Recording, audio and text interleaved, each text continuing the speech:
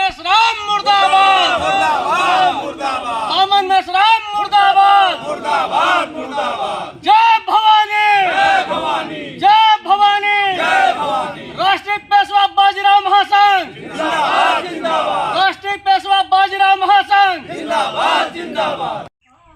बामन मेश्राम नाम का एक आतंकवादी है और जो पिछले विगत वर्षों से बहुजन मुक्ति पार्टी नाम से एक राजनीतिक दल बना करके देश विभाजनकारी कार्यों में जो है वो संलिप्त है।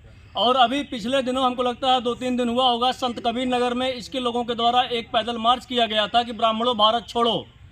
तो हम चाहते हैं सरकार से, और यहाँ ही नहीं कानपुर में भी ऐसे कार्यक्रम हुए और उसके बाद इसकी पार्टियों का जहाँ जहाँ गठन है, जहाँ जहाँ इसकी इकाइयाँ हैं, वहाँ जो है तर्कों का कुतर्क करके इसके लोग इस तरीके का कार्यक्रम लगातार करते रहते हैं। हम सरकार से आग्रह करते हैं कि उस कार्यक्रम में शामिल और उस जुलूस में शामिल और उसके साथ साथ बामन मेश्राम सभी के ऊपर रासुका के अंतर्गत मुकदमा पंजीकृत करके उन सबको जेल में भरने का सरकार काम करे, अन्यथा राष्ट्रीय पेशवा बाजीराव महासंघ उग्र प्रदर्शन को बाध्य होगा, जिसकी पूरी जिम्मेदारी शासन और प्रशासन की होगी।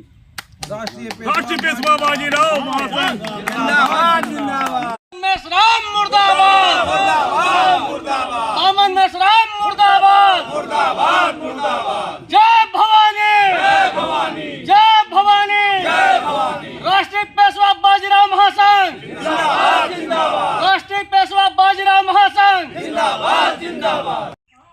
बामन मेश्राम नाम का एक आतंकवादी है और जो पिछले विगत वर्षों से बहुजन मुक्ति पार्टी नाम से एक राजनीतिक दल बना करके देश विभाजनकारी कार्यों में जो है वो संलिप्त है। और अभी पिछले दिनों हमको लगता है 2-3 दिन हुआ होगा, संत कबीर नगर में इसके लोगों के द्वारा एक पैदल मार्च किया गया था कि ब्राह्मणों भारत छोड़ो।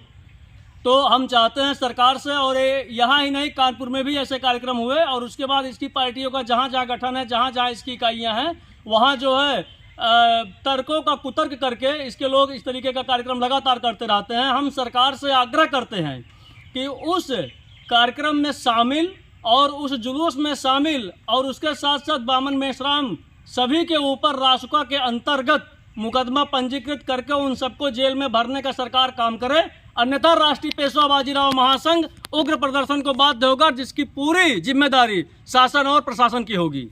राष्ट्रीय पेशवा बाजीराव महासंघ जिंदाबाद, जिंदाबाद।